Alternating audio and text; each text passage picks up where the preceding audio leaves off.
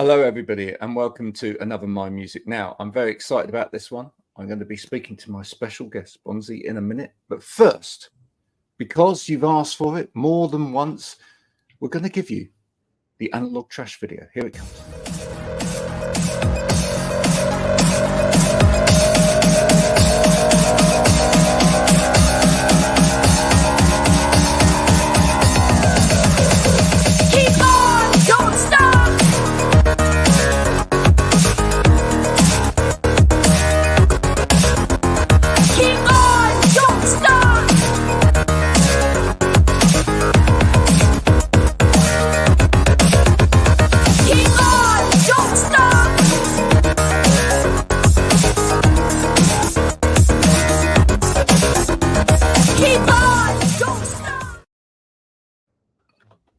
How are you? Oh, that's it. Get the coffee in quick. Yeah, it's like, well, it's 1:30 here.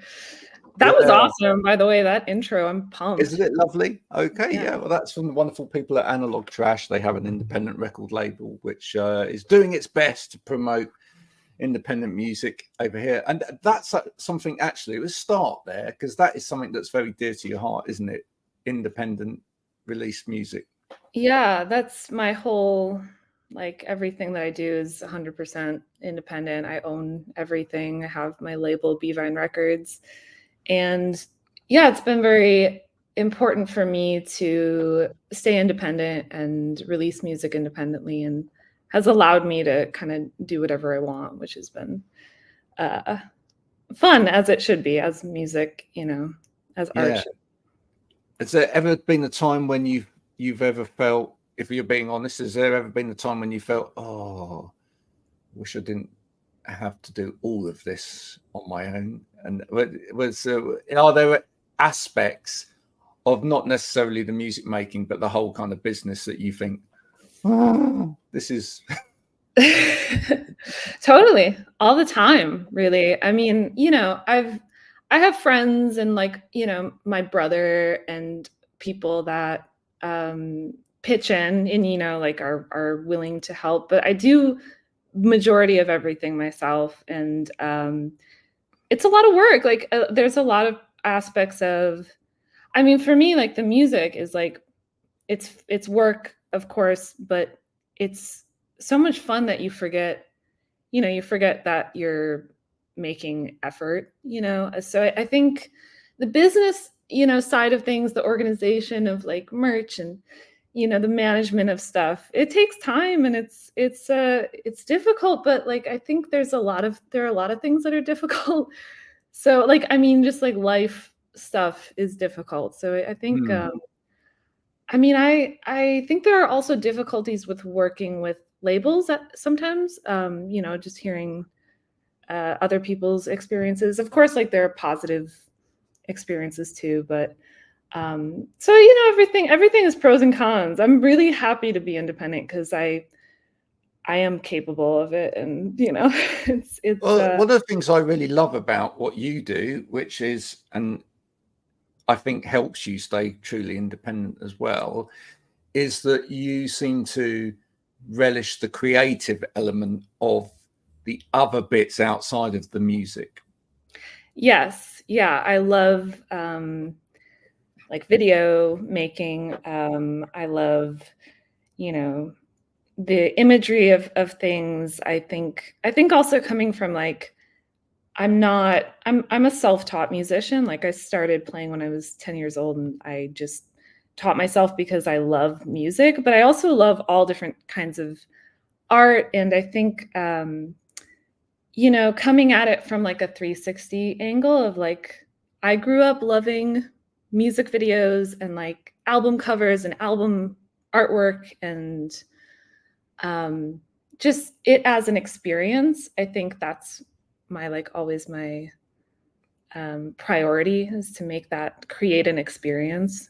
So yeah, that's like something that I really enjoy. So yeah, I want to talk to you about your video for Citrus, your latest single, because I haven't shown it to him yet, but my 8-year-old will wet himself when he sees it. Oh, that makes makes me happy. because he literally, I mean, he's waiting a diagnosis of ADHD. He's on the autism spectrum as well. But I mean, his favorite thing in the world, other than playing on a Switch, is sitting watching people on YouTube play on a Switch. Totally. Me too. Right? Yeah. And now you've made a music video with someone playing on a Switch. I mean, that's just that for him, that would put you straight away into his top artist of all time. Oh. So I'll tell you what, I'll show it to him tomorrow, and I'll text you and I'll let you know what the feedback was. But what gave you the inspiration to do that? I mean, I love that take of like thinking of it about like streamers and people who stream games, because I actually didn't even consider that it kind of reads like a play with me type of thing. But I mean, I grew up, Nintendo 64. The background is specifically Mario 64 for Super Mario 64 for the Nintendo 64, and I grew up as like that was like the source of a lot of joy for my, young You years. wasted a lot of hours on that. I wasted a lot of hours on it. Yeah. And I had an older brother, and he, was really into like Nintendo and anime and manga. So Goodnight Poom Poom, which is also like the main character of the music video, like that was also, super nostalgic for me. And I really wanted to like create this specific feeling of like, these nostalgic things that we have that kind of live in our memory.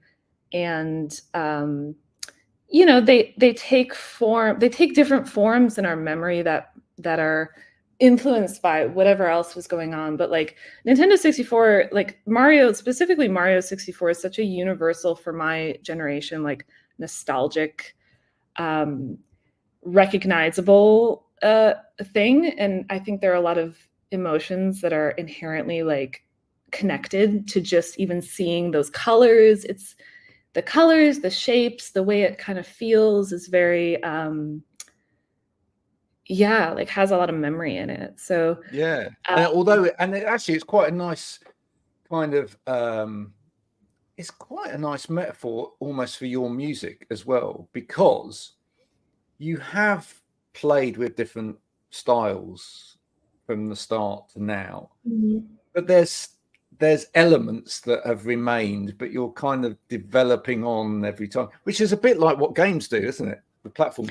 There's core games like that, the things that make them attractive in the first place, if they stay good, stay there, but they're embellished by what you learn as or the development of the technology as you go along. Do you feel like that's kind of where your music's gone as well?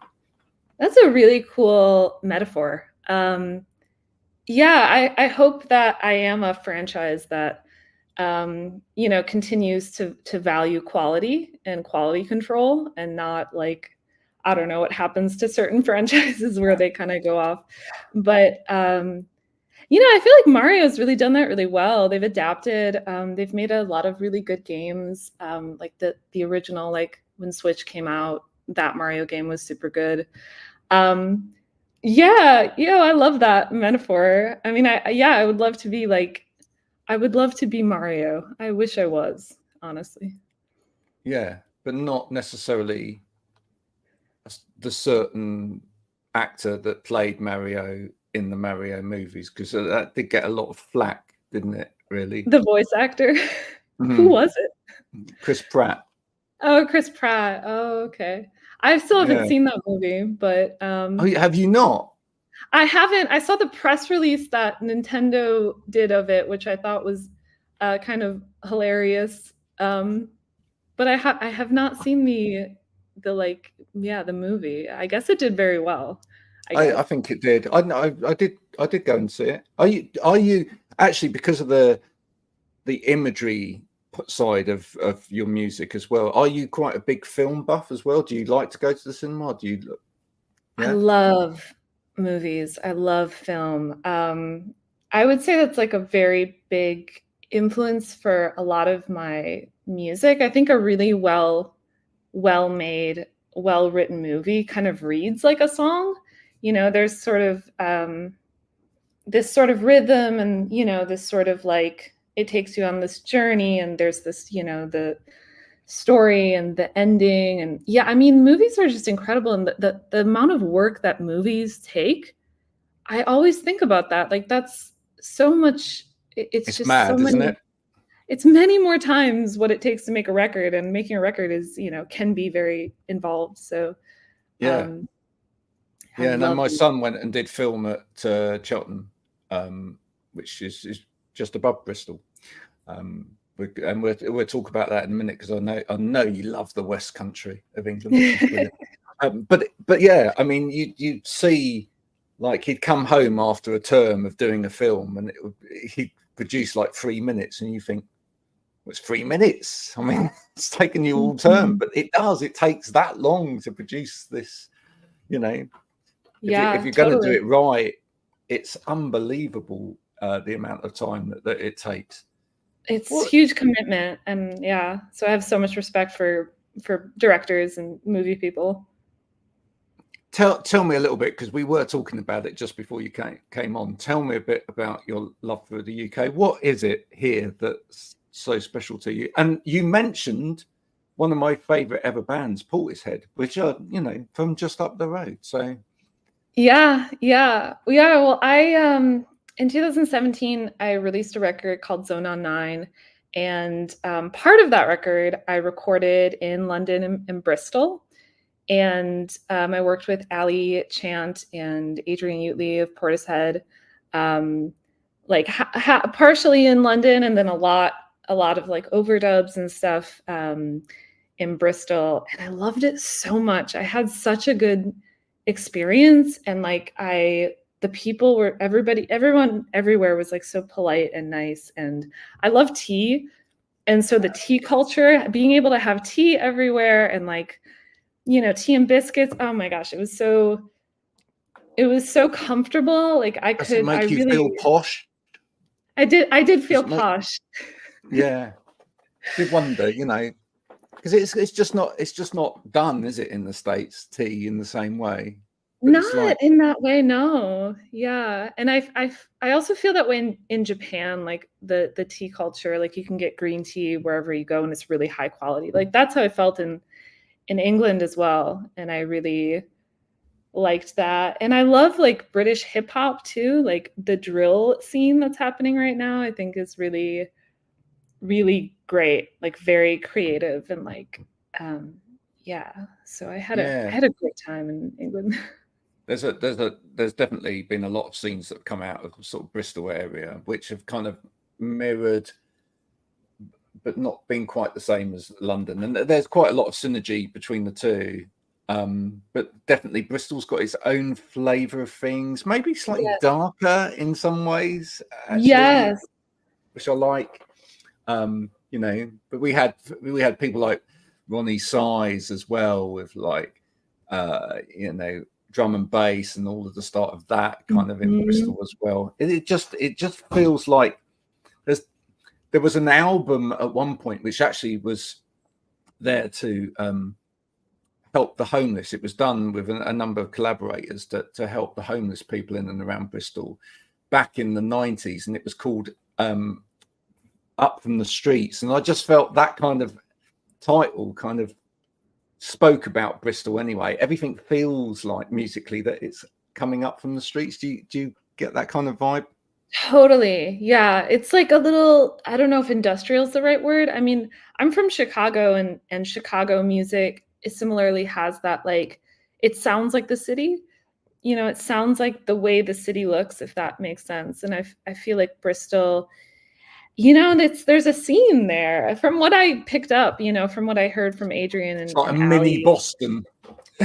Yeah, yeah. It's people also seem to be very collaborative, and very like, making projects together, and sort of like that sort of camaraderie that, really good music scenes have. So it was really Now, cool. Yeah. now, when you were talking about film, that being important to you, and almost like the flow of a film. One of the things I wanted to ask you about was because one of the things that I did note, or have noticed in your music, is that there's a definite dialogue going on, and that's quite different from a lot of artists, because actually a lot of artists have a narrative, and it's kind of, this is the story, or this is my view, or this is the voice of somebody. But a lot of your songs, there's almost like two voices, or there's like somebody, you're asking a question of somebody, and then it's almost like you're asking a question of yourself at the same time. Where's that come from? That's a really interesting observation. I think I've always really liked albums and music and movies that leave me with that feeling of I'm not 100% positive of like the result of this or the conclusion. And I think there's also like a level of just fundamental truth in that, because I think, you know, in general, I don't think we know the conclusion of this. So I've always really liked movies and even records that are like, you know, again, like even thinking about Chicago, like Shellac and bands like Steve Albini's bands. And like sometimes like the dialogue in those records is like also, and maybe not even like giving you what you want, sometimes bringing up things or just using phrases and words that would maybe like, you know, it's like not necessarily the happy ending, you know, it's not necessarily the thing that you want or predict, but it's real, and there's something like really satisfying about that. And I think in our daily lives, like, you know, we kind of we need that once in a while. I think it's Are you quite into psychology? I get the feeling you might be quite into psychology in a kind of way, in that I think you might be really interested in not necessarily what people say, but why they say it. Yeah, like, I think I ask the question why probably like more than I should. More than, you know, like is practical, you know, can practically be answered sometimes. I guess I am interested in I have never like formally studied psychology. You know, props to anyone who does. But do you feel like you're trying to, you know, in a way, that we're all searching for a truth, and that you feel like by throwing out their questions and getting responses to those questions, you're getting nearer to, and everybody's getting nearer to the truth. And there's no truth. There's just the questions which get us nearer to a truth. Do you know what I mean by that? No, totally. It's like scientific method. That would be cool if my music was like somehow contributing to that on like a worldwide, you know, sort of stage. That would be, that's a lot better of a result from, you know, this like guitar plucking than I anticipated, but that would be great. Well, you've got an album called Reincarnation. What led you to, you know, focus in on that as a subject? I think reincarnation is such an interesting, you know, concept. It's so ancient too. Like that, you know, people have been believing in reincarnation and talking about it for like, you know, thousands of years. And I just think that it's an interesting concept to sort of mirrors, I think, a lot of other processes in our lives. Like, I think that definitely, you know, people go through so many changes, even in like one lifetime. And I think that the concept of like starting completely new and having a totally different, like fresh, like new perspective. Although there are theories that go along with certain belief systems of reincarnation that we have the same we're about to have the same experience, which I think is also, there's a truth to that because things being circular. But it represented for me like just like a new start and a new sort of refresh, like, a refresh button, so to speak, of coming out of 2020 and what I was feeling at that time and how I was sort of seeing what I thought the future looked like from that point. Yeah. Yeah. Do you think we actually learned anything from COVID and lockdown and stuff? Or do you think, I mean, has your view on that changed? Because I mean, I spend half my life discussing how that has changed people. And yeah, for sure, it was such a catalyst for change, or there was change happening and it really, pushed that change on, etc. But do you think we've ultimately learned anything, or do you think we kind of initially looked like we learned something and now we've just gone back to where we were, and it's kind of disappointing? Sure. I think, I guess I can only see it from a small scale of people around me, people that I know. And from that perspective, like, I think pretty much anybody that I would ask, if I said, like, pre-pandemic, post-pandemic, do you feel like you changed? Do you feel like you as a person, and do you feel like your life is changed? And I think most people would be like, yeah, I feel like those couple years, I really changed. A lot changed for me, more than it would have otherwise. So I think on a small scale, what's felt or what's observed is probably change. On like a larger sort of society level, have we totally changed? There's like lots of history that continues to repeat itself, so it's hard to say. It's hard to say. Yeah. Hopefully there's some evolution. Yeah, I mean, a lot of people that I speak to in sort of other sectors, not necessarily music, seem to feel like, when it all happened, life slowed down. But now that we're coming to 2024, it feels like life is incredibly fast at the moment. Does life feel fast paced for you? And how does that affect your music as well? Do you put that into the music? Does that, I mean, actually, if you look at your latest song, there's more noise in it, if you know what I mean. Does that in some way sort of express where 2023, 24 is?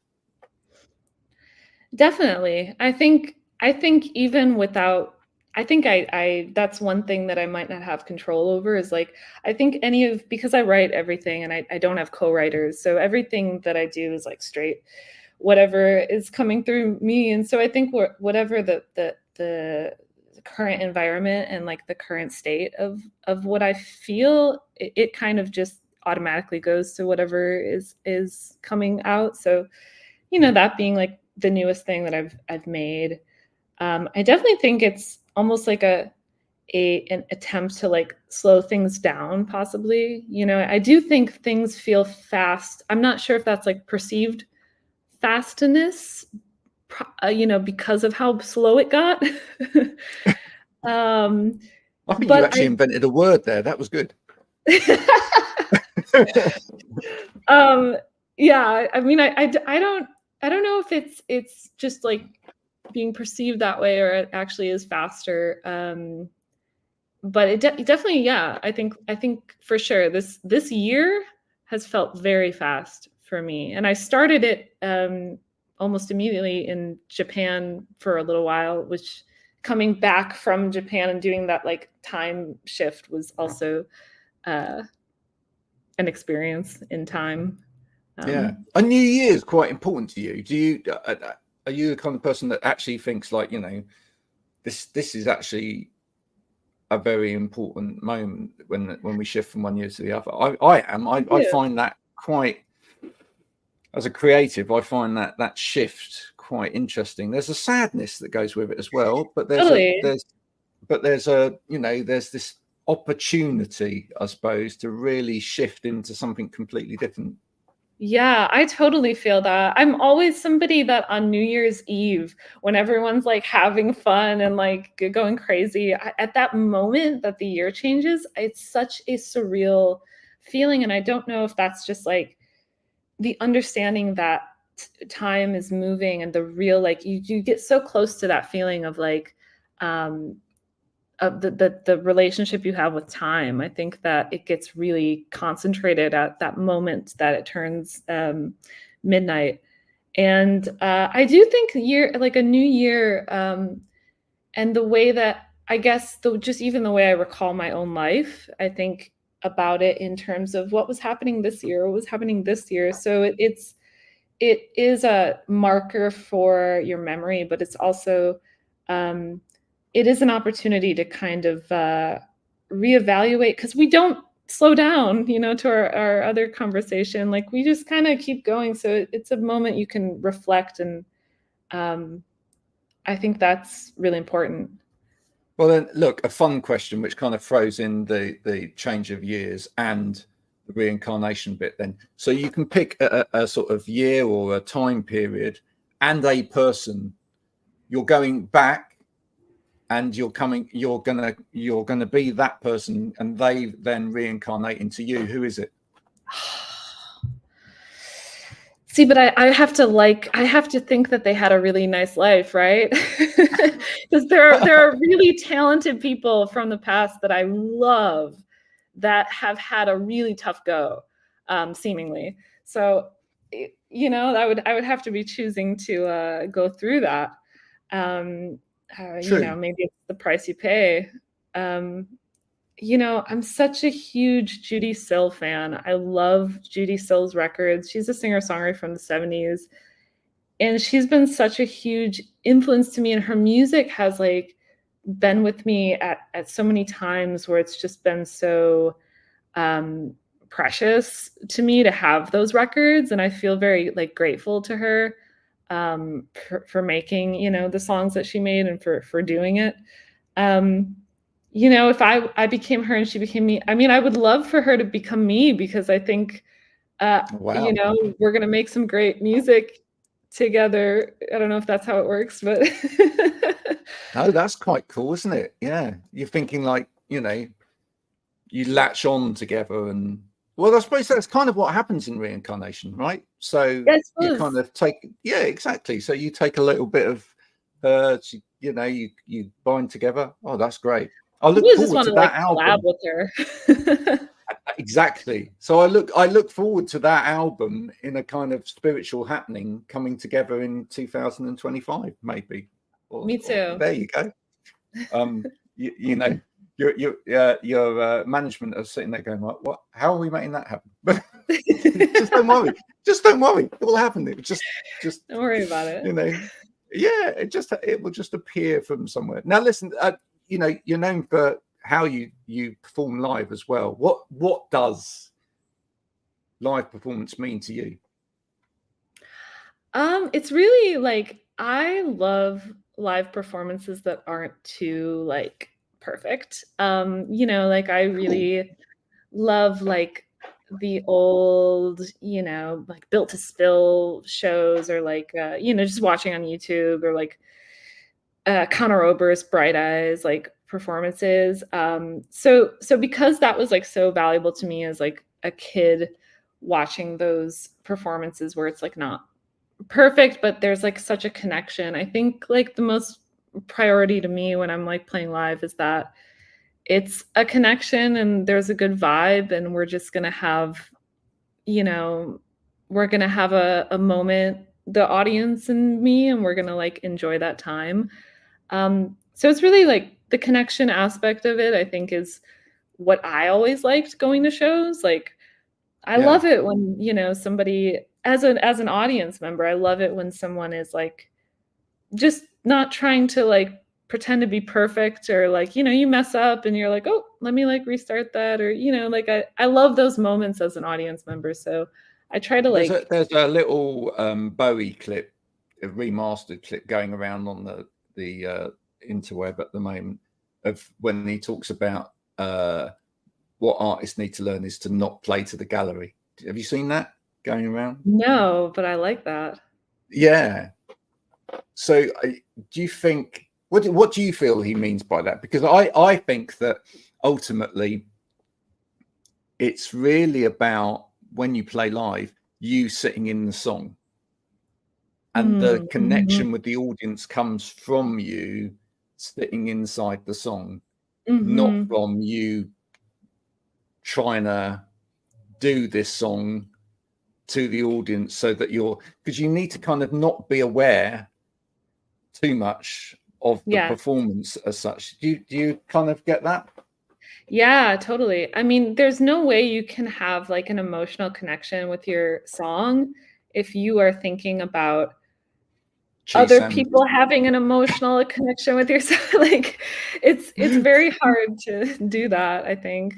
You know, there's it's true, especially if you are like a singer-songwriter, it's like your song. I think that people will get, if what you really want is for people to have like a good experience, like you have to kind of, you know, give up your control over that and just be really real with yourself and with what's happening, and also with like your song. Yeah, I think that's really, I like that quote. I'm gonna have to go find that on YouTube after this. No, definitely. And I think, going back to what you were saying about it being authentic in a way, is that it's then that you see performances where someone stops singing, or they choke up, or they, you know, they play something not quite right or whatever, just because there's so much emotion happening in it,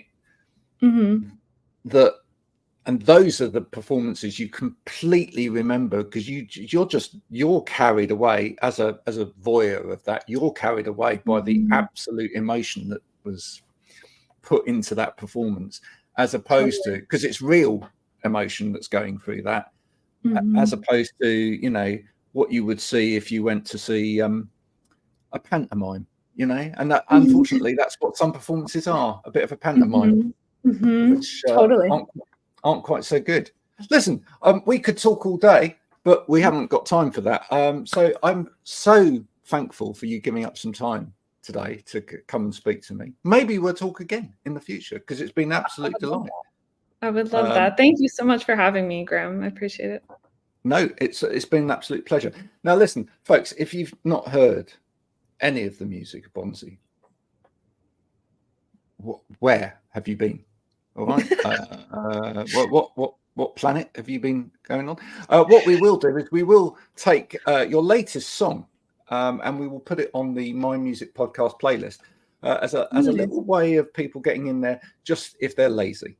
So, because if lots of people are already subscribed to it, they're automatically going to get it as an update, and therefore, you know, then they don't even have to think or do anything, which in this day and age is an absolute bliss for people. But please do, if you've got, you know, 5 minutes, which I'm sure you have, go and check out the music, because, you know, there's several albums to trawl back through, and you know, hear the development, hear the beauty of the conversations, the dialogue that we've been talking about, and also do spend 5 minutes going to watch the Nintendo-led YouTube video, because it's just fantastic. I promise you, I will show it to my 8-year-old tomorrow, and I will feed back and tell you how much of an impact it makes. All right? Oh, I'm really excited about that, actually. I'm going to be like, waiting for that. There you go. Until next time, this has been My Music with a wonderful guest, Bonzie. Please do check out the music, and you know, and don't just like it, follow, and stop and say thank you. Your song means this to me, because that's the most important thing to any artist that's out there. Folks, if you've enjoyed this has been My Music. You know what to do. Press the buttons and make it happen, and all of that sort of thing. Until next time, bye for now.